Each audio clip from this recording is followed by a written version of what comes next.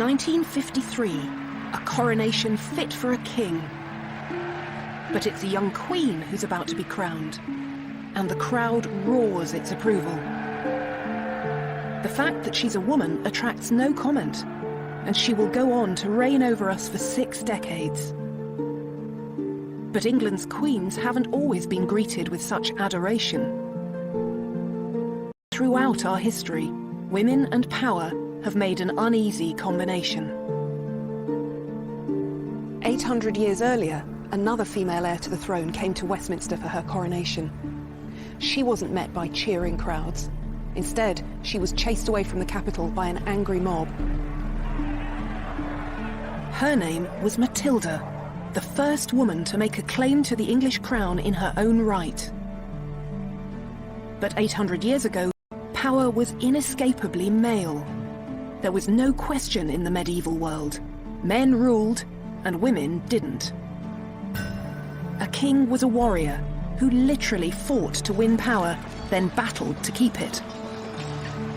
Yet despite everything that stood in their way, a handful of extraordinary women did attempt to rule medieval and Tudor England. This series is about the queens who challenged male power and the fierce reactions they provoked. When they pursued power like kings, these royal women were criticised and condemned. Most graphically of all, they've been vilified as she-wolves. These are the stories of the she-wolves of England. And to explore them is to realise just how far we've come and how little has changed.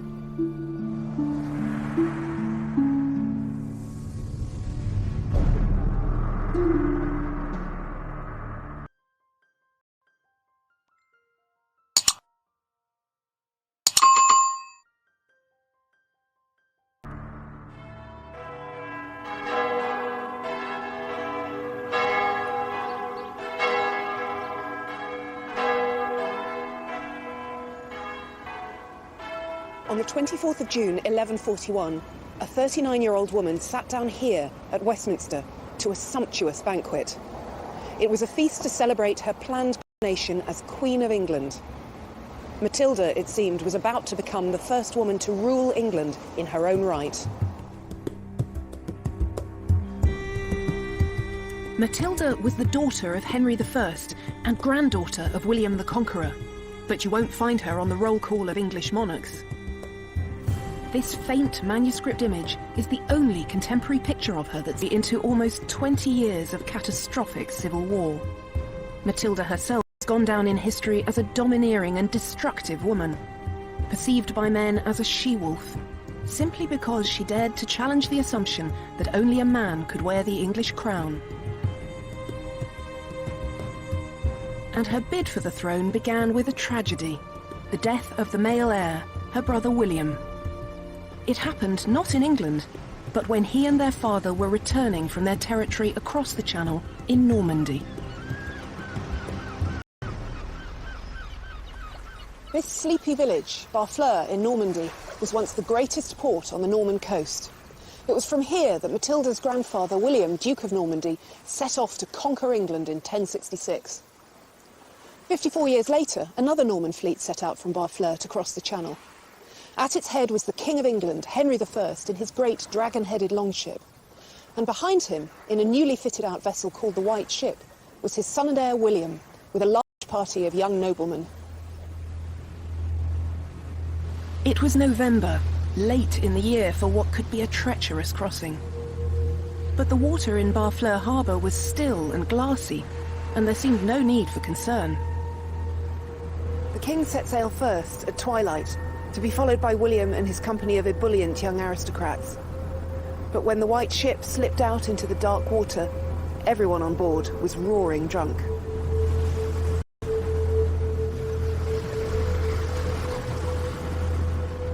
No one noticed the rock at the harbour mouth, but no one could mistake the sickening jolt as the ship struck.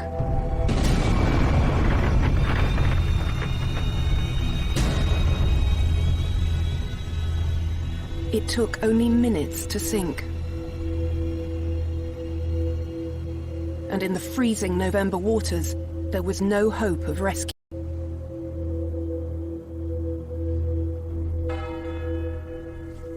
the chronicler William of Malmesbury wrote, "No ship that ever sailed brought England such disaster." "It was such a calamity that 2 days passed before anyone dared to break the news to King Henry.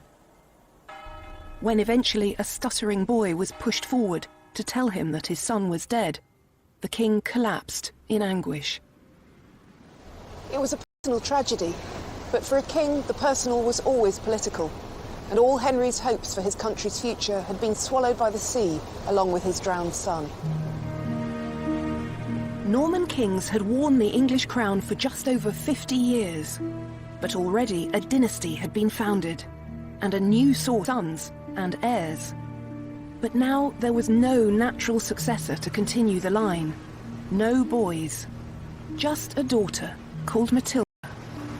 There had never been a female heir to the English throne. But then again, there was nothing explicitly to say that a woman couldn't inherit the crown. The revolutionary effects of the conquest, which had swept away all precedent and tradition, meant that Norman England hadn't yet developed fixed rules about how a new monarch should be chosen. But in these times, it wasn't enough to have a right to the throne. To wear the crown, you had to fight for it too. That's exactly what happened with Matilda's father. Henry I had fought his older brother for the rule of England and Normandy. And once he'd become king, he had to keep on fighting to impose his authority on his nobles. Could this possibly be a job for a woman? These are the two sides of a king's great seal, the physical representation of the crown's authority that hung from every royal decree. An iconic image of power that demonstrates the king's most fundamental roles. Here, on one side, he sits with an orb and scepter in his hands to give justice to his people. On the other, he rides a war horse with his sword unsheathed to defend his kingdom.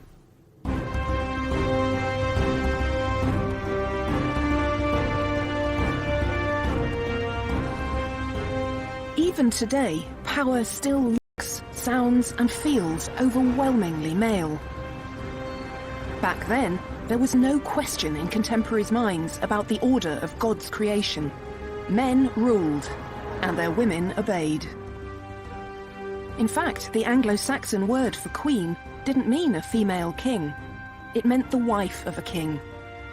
And as a king's wife, a queen could advise her husband, or even represent him. But her authority always depended on his. And it was this limited kind of queenship, as royal wife to a royal husband, for which Matilda had been prepared since birth. When she was a small child, her father sent her to a foreign land to be married to a complete stranger. At the age of 8, she'd already begun an extraordinary career. She'd left England to marry Henry V, the King of Germany and Holy Roman Emperor. Since then, she'd been fated as his empress, the greatest court in Europe. And as a result, she had a powerful sense of her own majesty.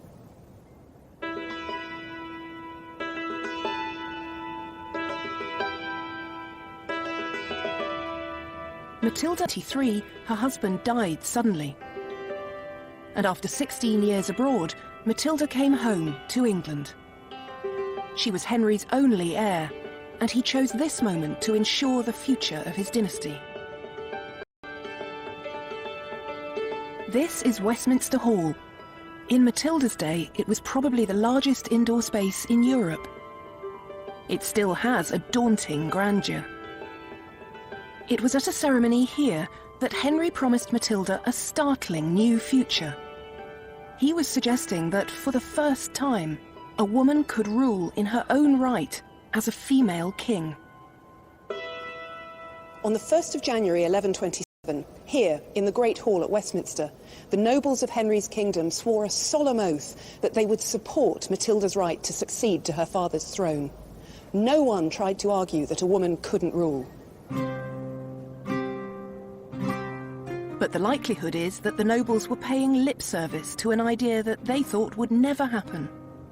And Henry had an alternative plan. Matilda was still young. If she could give him a grandson, England might yet be ruled by a king of his bloodline. So once again, he sent her away to be married. She might have been promised a powerful future, but for the moment, she was still her father's pawn. Since the conquest, the kings of England had ruled both England and Normandy. But this new Anglo-Norman realm was difficult to hold together. One way to defend it was to create alliances through marriage. Henry chose as Matilda's bridegroom Geoffrey of Anjou, whose lands to the south of Normandy could protect Henry's borders.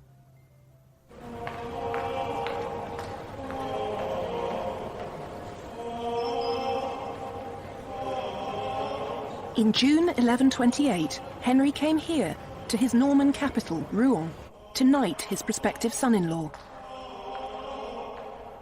Henry was delighted with the match, but Matilda wasn't so pleased. The good news? Geoffrey was so handsome and athletic that he was nicknamed Geoffrey the Fair. The bad? He was only 15. Matilda clearly wasn't dazzled by Geoffrey's good looks.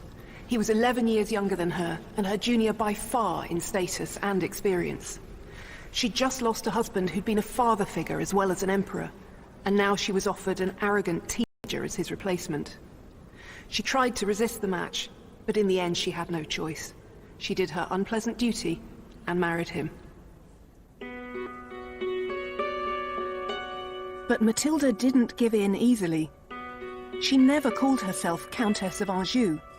Instead, she always insisted on the greater magnificence of her own title as Empress and daughter of the King of the English. As such, Matilda knew what her father expected of her, that she should produce a male heir. But just a year after the wedding, the unhappy couple were living apart. Matilda might have given up on her marriage, but her father hadn't. In 1131, he imposed a reconciliation on the couple, and to good effect. In the spring of 1133, Matilda gave birth to her first child, a healthy boy called Henry, after his proud grandfather. A year later, she had a second son.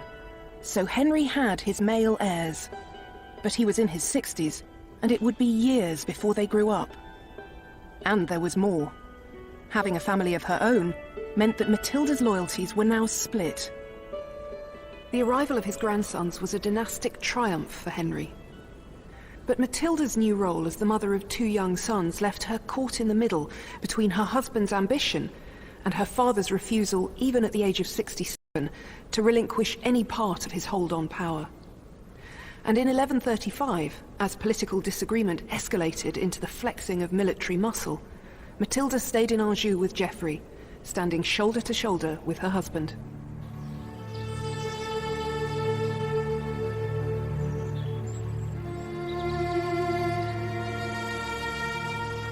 But just as Matilda was fighting for power for her husband, she was suddenly offered power in her own right.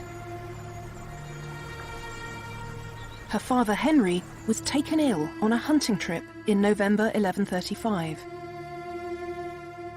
Knowing that his grandsons were not yet old enough to succeed him, as Henry lay dying, he insisted that the nobles abide by the agreement they'd made 8 years earlier to allow Matilda to rule. And as soon as the news of her father's death reached her, Matilda made her first move in becoming queen. She rode north to seize control of Argentan, an important fortress that was crucial to the rule of Normandy. But then she went no further. She discovered she was pregnant.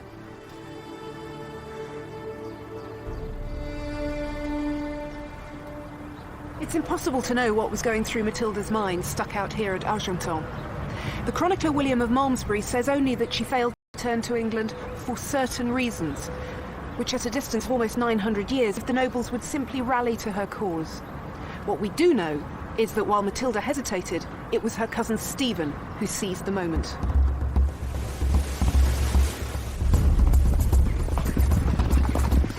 Stephen was a powerful man and an effective soldier.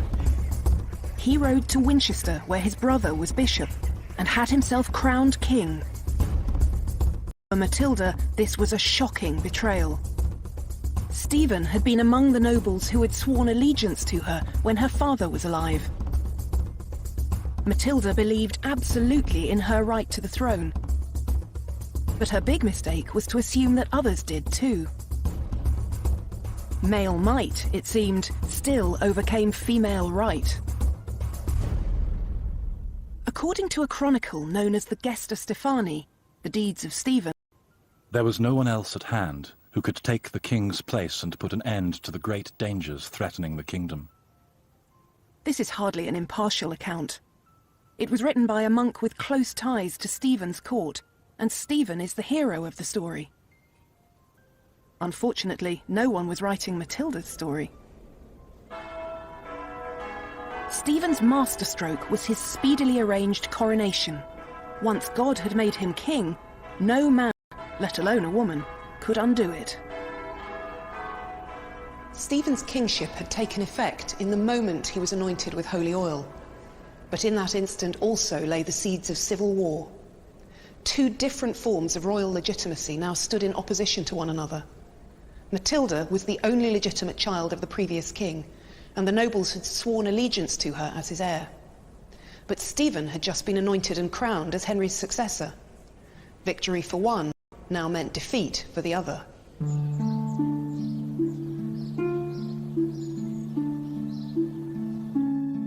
Stephen might have God on his side, but he needed people too.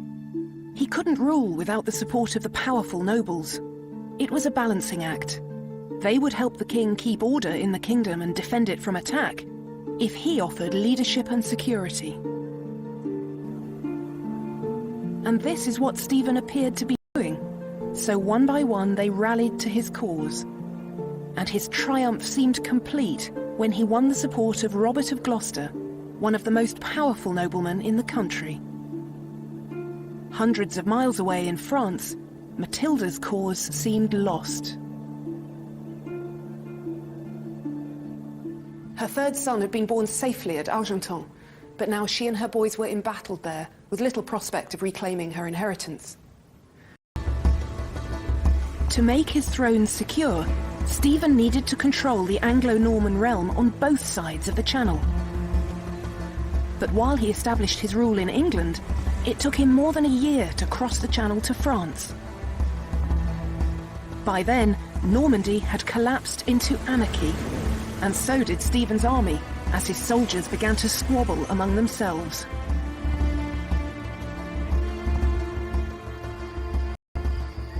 At her base at Argenton, news reached Matilda that Stephen's campaign in Normandy was disintegrating into chaos.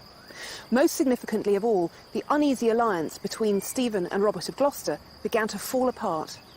And in June 1138, in a dramatic about-turn, Robert declared his support for Matilda. At a stroke, her position was transformed. Matilda now had a route to England and the throne. Robert's lands in Normandy gave her a safe corridor to the coast. Stephen was still the anointed king, but for the first time, cracks were beginning to appear in his regime. How far would Matilda go to fight for the crown that she believed was hers? It was becoming clear that Matilda herself would have to stand at the centre of the campaign to secure her inheritance. Her uniquely royal blood, despite the female body in which it was housed, represented the only hope of challenging the sanctity of Stephen's coronation. And so, in 1139, Matilda set foot on English soil for the first time in 8 years. She came here, to Arundel Castle. News quickly reached Stephen of Matilda's arrival, and he lost no time in marching an army to Arundel's gates. For once, Matilda's sex worked to her benefit, not her disadvantage. She was the daughter of a king, the widow of an emperor, and Stephen's own cousin.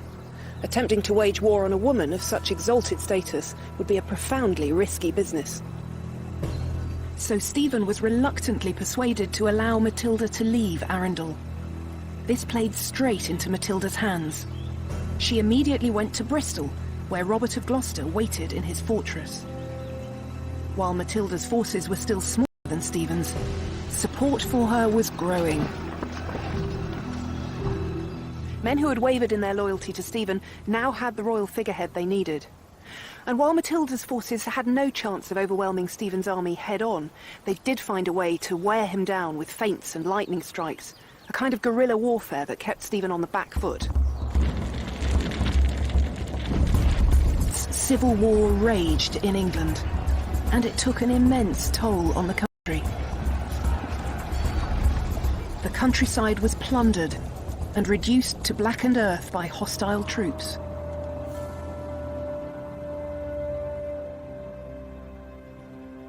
It was a dreadful thing, said the chronicler William of Malmesbury, that England, once the noblest place of peace, the peculiar habitation of tranquility, had sunk to such wretchedness.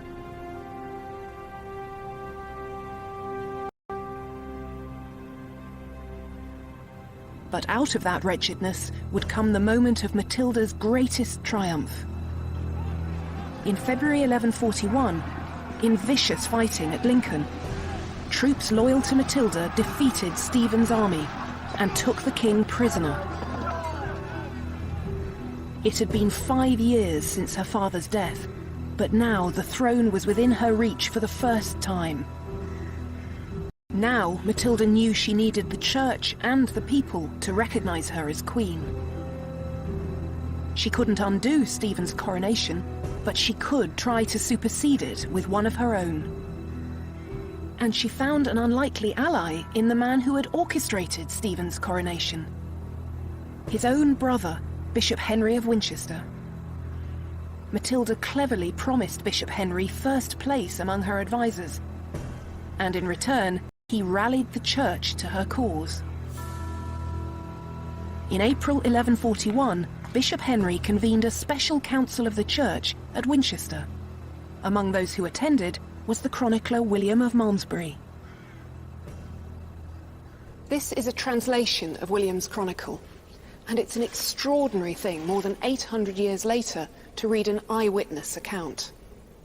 It turned out that the bishop was a master of political spin. He explained to the council that when King Henry died, he had left his crown to his daughter.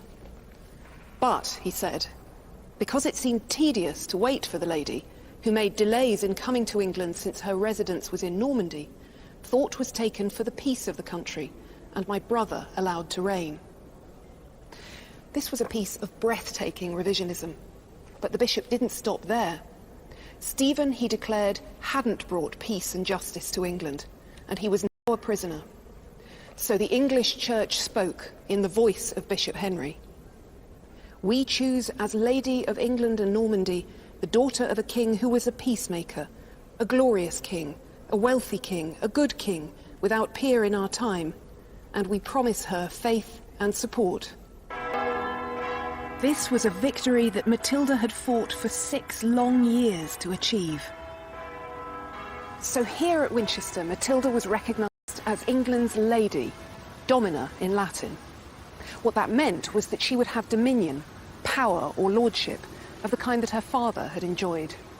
And once she was anointed and crowned, she would become a new kind of queen, one who would rule in her own right. Matilda began to prepare for her coronation. She was on the brink of becoming England's first female king. But as she began to act like England's new ruler, it became clear that she still had a battle to fight.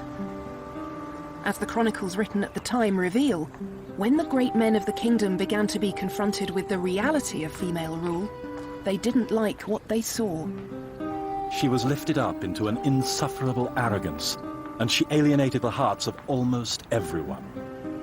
She had brought the greater part of the kingdom under her sway, and on this account she was mightily puffed up and exalted in spirit.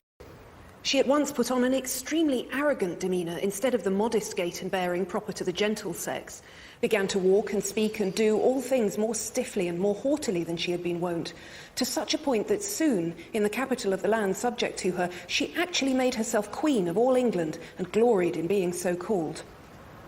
This has become the defining account of Matilda's difficulties at this crucial moment. She was just too arrogant to make a success of ruling. But there's more going on here than a previously undetected character flaw. Matilda was trying to become Queen of England, Not in the conventional sense of a king's wife, but in the unprecedented form of a female king. And kings didn't deport themselves with a modest gait and bearing. They had to be commanding and authoritative. But when Matilda tried to do that, she was seen as unnaturally domineering. The great men of the realm couldn't believe that a mere woman wouldn't take their advice without question. And as the rumblings of discontent grew louder and louder, medieval spin doctors went to work. True to form, the hostile chronicler of the Gesta Stephani, The Deeds of Stephen, reported that she had demanded money from the citizens of London, and when they resisted, she, with a grim look, her forehead wrinkled into a frown, every trace of a woman's gentleness removed from her face, blazed into unbearable fury. Stephen was still a prisoner, but troops loyal to his cause began to ravage the lands south of the Thames, just across the river from the City of London.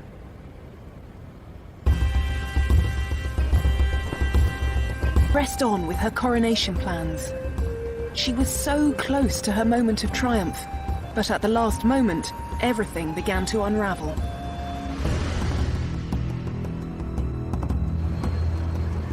As Matilda prepared to enjoy her feast at Westminster, bells began to toll. The gates of the city swung open, and out swarmed thousands of armed Londoners to drive her away from the capital.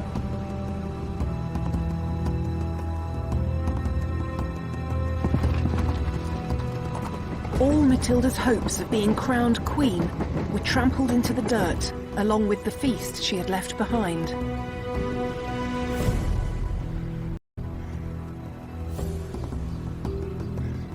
But things were about to get still worse. News reached Matilda that Bishop Henry had swapped sides once again and declared his support of his brother Stephen. Matilda pursued the bishop to Winchester, but was caught in an ambush. She was smuggled to safety, but her greatest supporter, Robert of Gloucester, was captured in battle.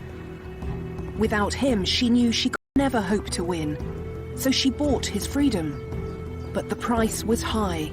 She had to release her most valuable prisoner by far, her rival, Stephen. Still, she fought on, and in September 1142, Matilda was besieged by Stephen's forces in the burned and blackened city of Oxford. For 3 months she held out, but just before Christmas, she decided to risk everything in one last effort to escape. Matilda's escape from Oxford is the most famous, the most daring, and certainly the bravest moment of her life. In the cold and dark, with a bodyguard of just 3 trusted soldiers, she left Oxford Castle by a small side gate. Wrapped in white cloaks as camouflage against the snow, they walked silently across the frozen river. An army surrounded the castle, but no one saw them pass. They trudged 7 miles through the drifting snow before they found horses to carry them to safety.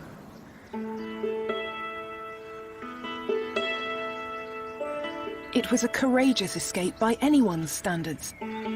And even the Gesta Stephani remarked on Matilda's extraordinary tenacity. Never have I read of another woman so luckily rescued from so many mortal foes and from the threat of dangers so great. Matilda was now free, but nothing had changed. England remained in military deadlock. It was time to develop a new game plan. As the destructive stalemate continued, Matilda could be. But she was the mother of a son, Henry, and he was an entirely different prospect. Matilda recognised that the battle she now faced was to win the crown for her son, not to wear it herself. If the she-wolf couldn't wear the crown, then her cub would. While Matilda had been fighting in England, her son Henry had grown up in France. As a strong and energetic warrior, he had all the promise of a future king, and Matilda decided that the time had come for him to fight for his grandfather's kingdom. Stephen's position had depended on his ability to offer security and leadership. But the anarchy of the long years of civil war had undone all that. According to the Anglo-Saxon Chronicle, England's people felt abandoned by God, saying that while they suffered, Christ and his saints slept. And so, in the face of dwindling support, Stephen was forced to agree a compromise. He would remain as king, but at a ceremony here in Winchester, Stephen recognised Henry as his successor. Matilda had won, but the cost of her victory was her own political eclipse. She wasn't even mentioned by name in the treaty that brought an end to the conflict that had dominated her life. It wasn't long, though, before her self-denial was rewarded. Stephen died in October 1154, and 2 months later, almost exactly 19 years since Matilda's father had died, her son was crowned King Henry II. With her son safely on the throne, Matilda returned to Normandy and settled just outside its capital, Rouen, where she acted as Henry's counsellor and sometimes his royal deputy. Matilda had shown how hard it was for a woman to rule in her own right. In the end, she sacrificed her own claim to the throne to ensure her dynasty continued. She had lost the battle, but she had won the war. Her father would have been proud of her, and her son certainly was. Henry never forgot the importance of his mother, and always called himself Henry Fitz-Empress, son of the Empress. A poem from the time recalls that nothing in the world was dearer to him than she. Matilda died in Normandy at the age of 65 on the 10th of September 1167.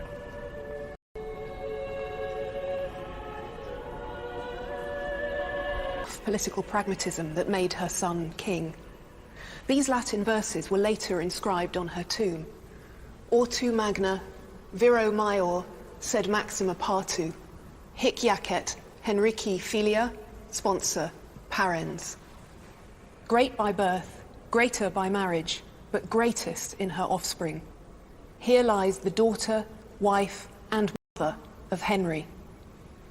Her son's triumph was the vindication of everything she'd done, but the price to be paid for that victory was her disappearance between the lines of her own epitaph. This was the price that Matilda paid for being a queen who dared to believe she might act like a king.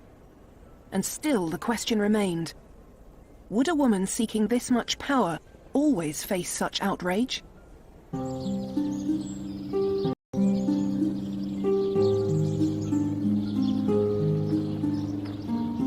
Her daughter-in-law would attempt to find out, with just as much determination as Matilda herself. But as the centuries have gone by, Eleanor of Aquitaine's fame has endured less as a she-wolf than as a queen of the romantic world of chivalry and courtly love. In fact, we know very little for certain about Eleanor's looks or her emotional life. The only contemporary image of her that survives is this effigy from her tomb at Fontevraud Abbey, and it's hard to get a sense of the extraordinary woman behind this mask-like face. One clue to her intellect is perhaps the book she's holding, not a typical prop for a medieval woman. But then Eleanor wasn't typical in anything she did. She spent 80 years at the centre of European politics, not as a passive consort, but as a dynamic force in her own right. Above all, she was a woman who believed in her own agency, her ability to determine her own fate.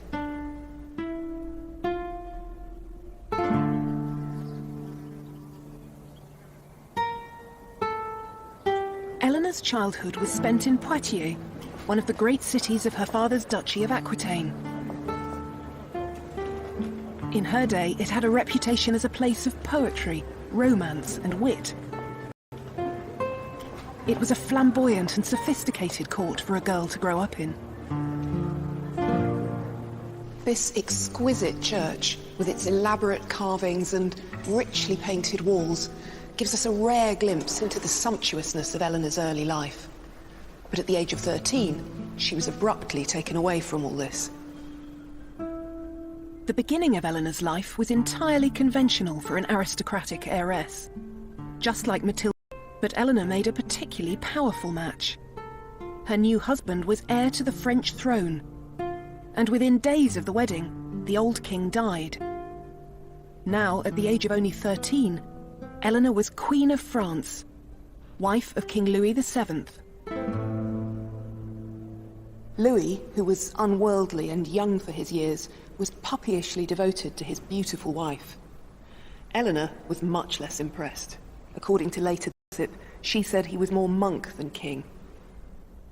Eleanor's role as consort was to give Louis an heir. And it may be evidence of her distaste for the job that it was 8 years before she gave birth for the first time. The baby was strong, healthy, and perfect in every way, except for the fact that she was a girl. But Eleanor was still only 21.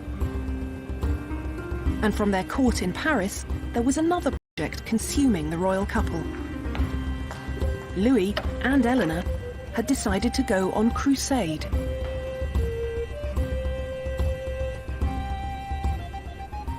Here at Saint-Denis, in June 1147, Eleanor knelt to receive the Pope's blessing during the Crusade's elaborate send-off, and she almost fainted on a suffocatingly hot day. But she didn't show any such vulnerability in the face of the very real dangers of the Crusade itself.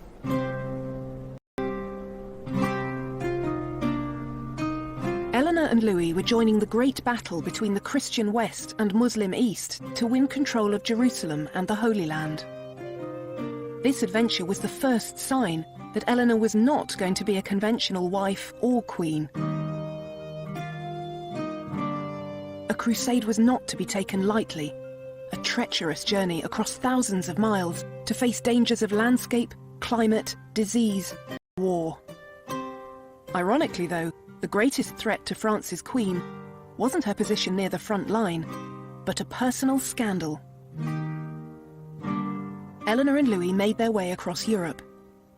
In the spring of 1148, they sought refuge in Antioch, now in modern-day Turkey, which was ruled by Eleanor's uncle, Raymond of Poitiers. According to one chronicler, Raymond was the handsomest of the princes of earth, and Eleanor delighted in his company. Soon the intimacy between them began to spark scandalous gossip that raced across Europe. This was a dangerous moment for Eleanor. She was suspected of having an incestuous affair with her uncle. Bad enough, you might think. For a queen, however, adultery was also treason. When Louis decided to leave Antioch, Eleanor astonishingly refused to go with him. And when he tried to insist, she showed just how far she was prepared to go to escape him. Eleanor decided to use church law to claim that her marriage was invalid. In theory, the church banned marriages where a couple shared an ancestor within the previous 7 generations, as Eleanor and Louis did. But this was a law that the powerful could always get permission to ignore. According to the chronicler John of Salisbury, when the king made haste to tear her away, she mentioned their kinship, saying it was not lawful for them to remain together as man and wife, since they were related by the 4th and 5th degree. The reality was that church law was used by powerful men to get rid of wives who were no longer politically convenient. And it seemed that Eleanor didn't see why she shouldn't use it too. But Eleanor found that the king's power was greater than hers. Louis wasn't prepared to let his queen go, and she was forced to leave Antioch with him. In 1149, the failed crusade trailed home, and for the next 2 years, Eleanor didn't waste her energy by struggling further. She remained dutifully in Paris, and in 1150, she gave birth to another daughter. But then she encountered the man who would change the whole course of her life. This man was Matilda's son, Henry, future King of England, and in 1151, peace talks brought him to Paris.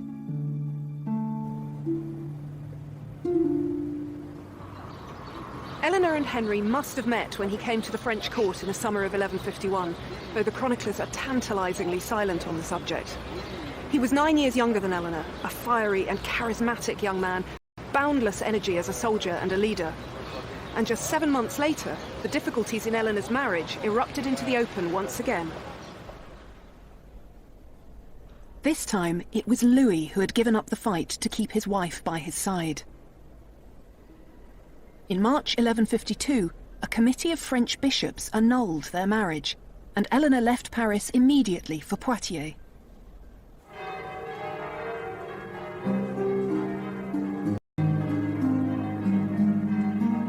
Just 8 weeks and 2 days after her divorce, she married Henry. In doing so, she changed the balance of power in Europe.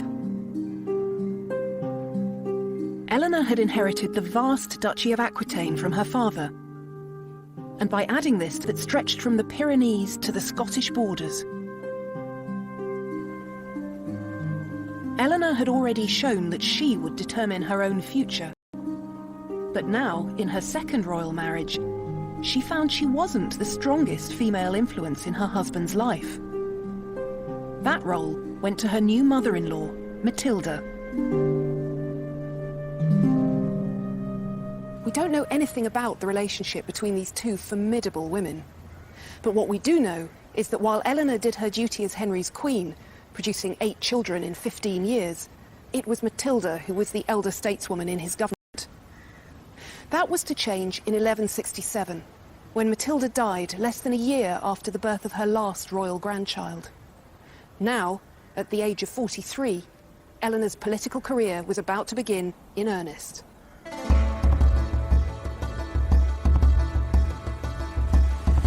The task of governing Henry's huge and unwieldy empire was a challenging one, which kept him constantly on the move. Aquitaine, at its most southern edge, was culturally and politically alien to Henry, but it was Eleanor's homeland. And in 1168, Eleanor went to govern the duchy in her husband's name. For Henry, this was a matter of political strategy, but for Eleanor, an opportunity and a welcome homecoming. Hidden inside what are now the law courts, Eleanor's city of Poitiers is all that remains of her vast palace. We don't know very much about the details of Eleanor's rule, but it's clear that she exercised independent power here, holding great courts where she gathered Aquitaine's lords around her. But she wasn't accused of unnatural pride as Matilda had been in England. Instead, her role as Aquitaine's duchess was accepted. A woman in charge was much less challenging, it turned out, if she were ruling as the lieutenant of an absent husband. However, the stories that surround this period of Eleanor's life are tales of romance and chivalry. Aquitaine was the home of the troubadours, who sang of knights declaring their passionate devotion to unobtainable ladies and attempting heroic deeds of valor to win their hearts. One 12th century text entitled De Amore puts Eleanor at the center of these stories, ruling over a court of love that pronounced judgment on questions such as whether true love could exist in marriage.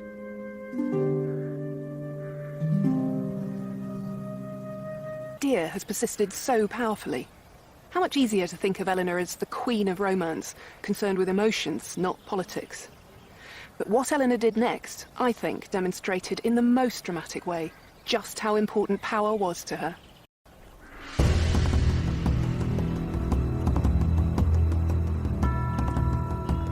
This magnificent castle at Chinon, on the banks of the Loire, was one of the most important centres of Henry's rule. It was also the setting for what was to be Eleanor's most assertive bid for power.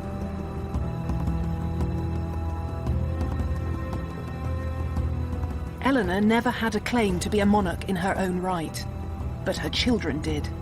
And as a mother, she was prepared to fight tooth and claw for her son's rights.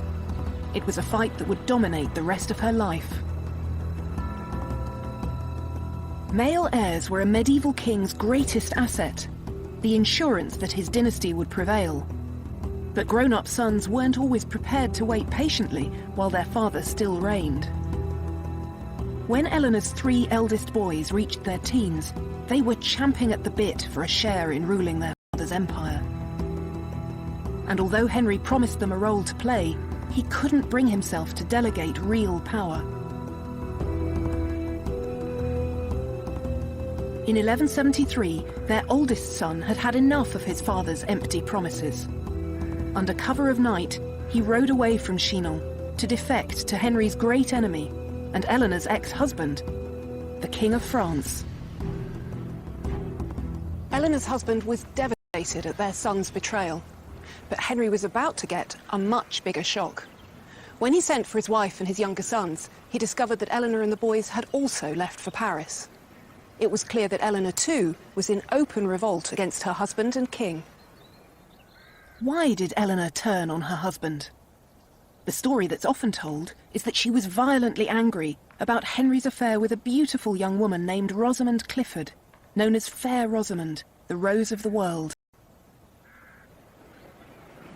There's no way of knowing now what Eleanor thought or felt, so we'll never be sure exactly what was going through her mind when she rebelled against her husband. And once again in Eleanor's life, emotion gets used to fill a gap left by an absence of evidence. All kings had mistresses, and Eleanor was worldly wise enough to know that. But she had a formidable political brain, and it's much more likely that she, like her sons, was angry that the power Henry had given her in Aquitaine wasn't everything he'd promised. Eleanor was treading an intensely dangerous path, but she had thinkable when she left one king to marry another. Now her second royal husband was standing in the way of her ambition, and she would leave him too. Sons rebelling against their father were a cause of outrage and sorrow, but the 12th century had seen it all before. A wife rebelling against her husband was a new and profoundly alarming phenomenon. One chronicler scoured his archive to find more than 30 examples of sons taking up arms against their father, but not a single precedent of a queen in revolt against her husband. In a public letter, the Archbishop of Rouen told Eleanor that she threatened the very fabric of society. "Man is the head of woman," he said. "We know that unless you return to your husband, you will be the cause of a general ruin."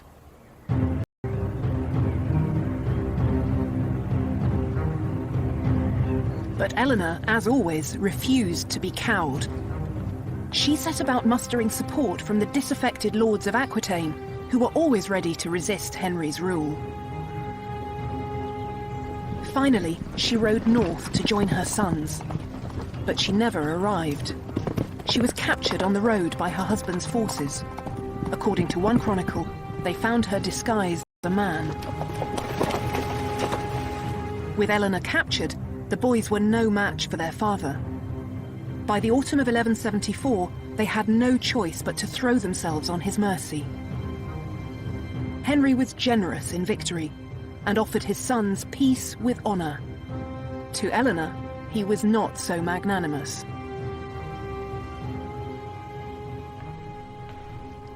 Eleanor was taken as a prisoner from France to England, and for the next 15 years she's almost lost in silence.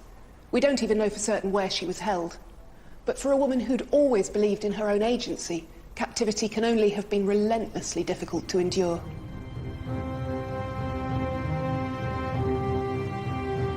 Eleanor was blamed for their family's descent into civil war. But during the 15 long years she was kept under lock and key, they kept on fighting. It was a conflict that claimed the life of her eldest son. And it didn't stop until 1189, when at the age of 56, in his fortress of Chinon, Henry II died. His body was taken to Fontevraud Abbey, 10 miles westward along the Loire River. His heir was his second son, Richard, Eleanor's favourite child, who would one day be known as the Lionheart. It was dusk when Richard stepped into the church, England, but his mother was now a free woman.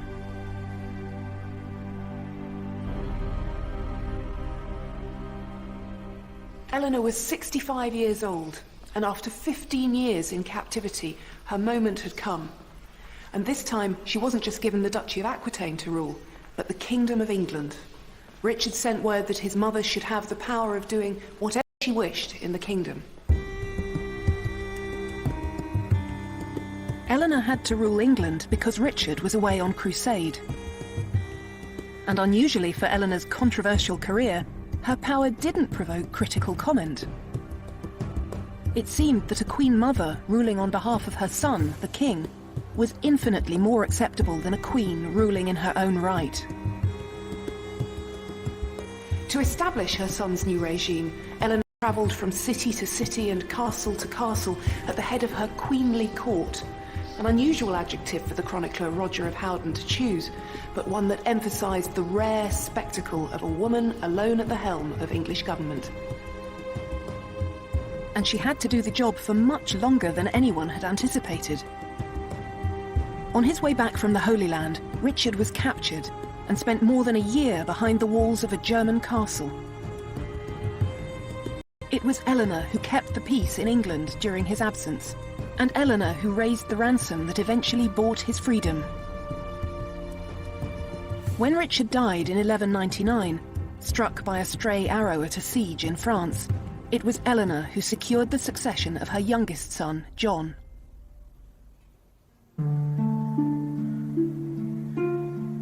Amazingly, at the age of 75, she travelled hundreds of miles, the length and breadth of France, to support John's rule. But eventually, age and exhaustion caught up with Eleanor. She returned here to Fontevraud to rest, and from that point on, she retreated into silence. Eleanor died on the 31st of March 1204, at the age of 80. Despite her long years of conflict with her husband, she was laid to rest beside him.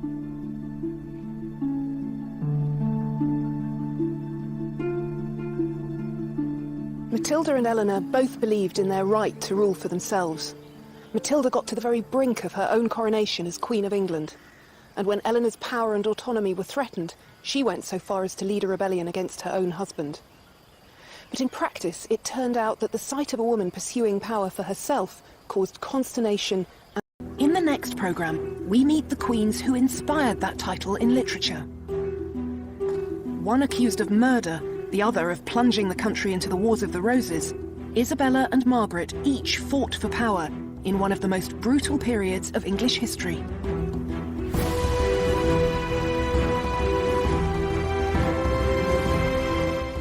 Nina Ramirez delves into the lives of the medieval kings here on BBC HD tomorrow at 7 in Illuminations.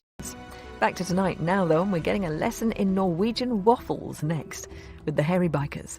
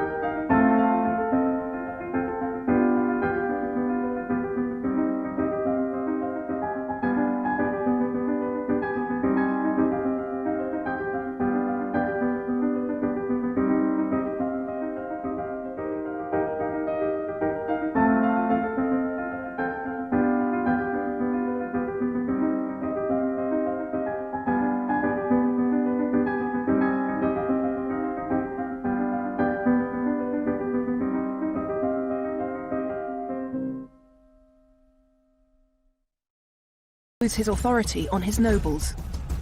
Could this possibly be a job for a woman? These are the two sides of a king's Great Seal, the physical representation of the crown's authority that hung from every royal decree. An iconic image of power that demonstrates the king's most fundamental roles. Here, on one side, he sits with an orb and scepter in his hands to give justice to his people. On the other, he rides a war horse with his sword unsheathed to defend his kingdom.